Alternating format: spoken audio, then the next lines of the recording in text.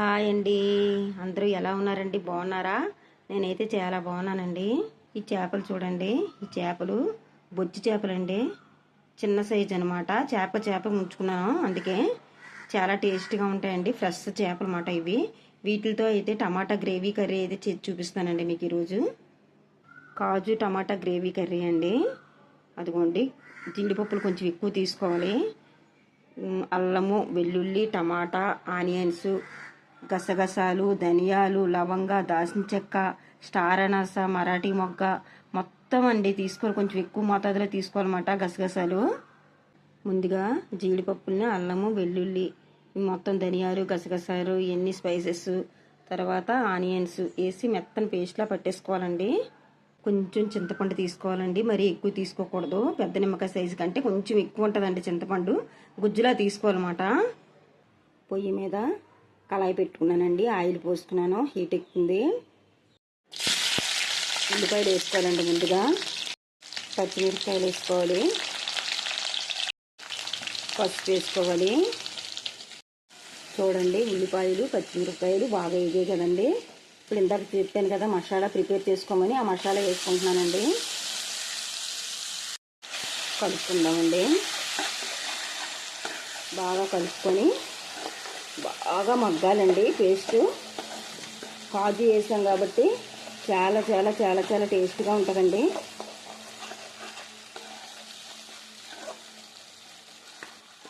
Masala paste అయితే బాగా మగ్గిందండి.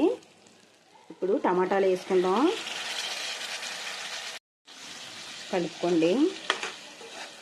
బాగా కలుపుకొని సాల్ట్ వేసుకొని మూత పెట్టుకొని మగ్గబెట్టుకుందామండి.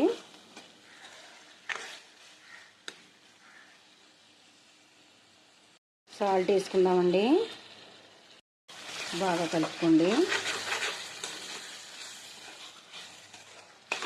బాగా కలుపుకొని మంటని మీడియం ఫ్లేమ్లో పెట్టుకొని బాగా టమాటా సాఫ్ట్గా మగ్గిపోవాలండి. కాజు పేస్ట్, టమాటా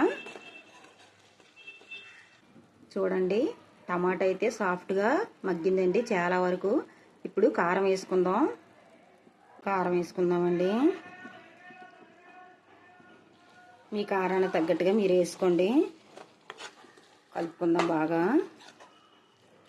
బాగా కారం కూడా బాగా మగ్గిపోవాలండి.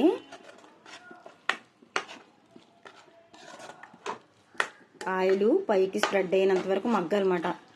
మెత్తగా సాఫ్ట్గా మగ్గిపోవాలి టమాటా అంతా, మసాలా అంతా. చూడండి, బాగా మగ్గిపోయిందండి మసాలా టమాటా అంతా. ఇప్పుడు చేపలు వేసుకుందాం. ఒక్కసారి కలుపుకోవాలండి గరిటతో, తర్వాత మళ్ళీ గరిటె పెట్టకూడదు. సరిపోతుంది. కాసేపు మగ్గాలి ఈ మసాలాలో. చేపలు మూకుడు చేతితో పట్టుకొని చుట్టూరు తిప్పుకోవాలండి. చేపలు చెదిరిపోకుండా నీట్గా ఉంటాయన్నమాట. ఫ్రెష్ చేపలు కాబట్టి ఏం ప్రాబ్లం ఉండదండి. చేపలు కూడా బాగా మగ్గిపోయండి. ఇప్పుడు ఇందాక చింతపండు చూపించాను కదండి, గ్రేవీ కోసం కొంచెం తీసుకున్నాను.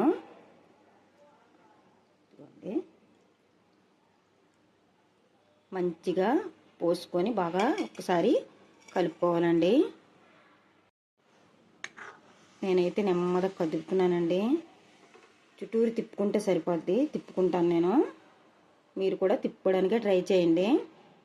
చూడండి ఎంత చిక్కగా ఉందో. ఇలా మొగ్గులాగా దగ్గరికి గ్రేవీలాగా రావాలన్నమాట కర్రీ. మొత్తం వేసేసుకున్నానండి చింతపండు గుజ్జు కూడా. ఇప్పుడు మంటని మీడియం ఫ్లేమ్లో పెట్టుకొని మంచిగా మరిగించుకోండి. చిన్న మంట మీద మరిగితేనే చాలా బాగుంటుందండి. దగ్గరికి మరిగించుకోవాలన్నమాట. కొత్తిమీర వేసుకుందామండి. చాలా చిన్న మంట మీద చాలా దగ్గరికి మరిగిందండి. చూడండి, అలా మరిగించుకోవాలన్నమాట. కరివేపాకు కూడా కొంచెం వేసుకుందాం. ఎంతో టేస్ట్గా ఉండే చెరువు బొచ్చి చేపల పిల్లలు పులుసండి. టమాటా కాజు గ్రేవీ కర్రీ అయితే రెడీ అయిపోయిందండి. చాలా టేస్ట్గా, చాలా కమ్మగా ఉంటుందండి. నేను చెప్పినట్టు చేయండి, చాలా టేస్ట్గా ఉంటుందండి. ఈ స్టైల్లో మీరు చేస్తే అదిరిపోద్దన్నమాట కర్రీ. నా ఛానల్ అయితే కొత్త ఛానల్ అండి. చాలామంది చూస్తున్నారు కానీ లైక్లు చేయట్లేదు, కామెంట్స్ కూడా పెట్టట్లేదండి. మా లాంటి వాళ్ళకి సపోర్ట్ ఇవ్వండి. సపోర్ట్ ఇచ్చి మీరు ముందుకు తీసుకెళ్తా ఉంటే మంచి మంచి వీడియోస్ అని పెట్టగలుగుతామండి. ప్లీజ్ అండి, మా లాంటి వాళ్ళకి సపోర్ట్ మీరు ఇస్తేనే మేము ముందుకు వెళ్ళగలుగుతామండి. మీకు అందుకే రిక్వెస్ట్ చేసుకుంటున్నానండి. నా కొత్త ఛానల్ను లైక్ చేయండి, షేర్ చేయండి, సబ్స్క్రైబ్ చేయండి please. Thank you so much అండి.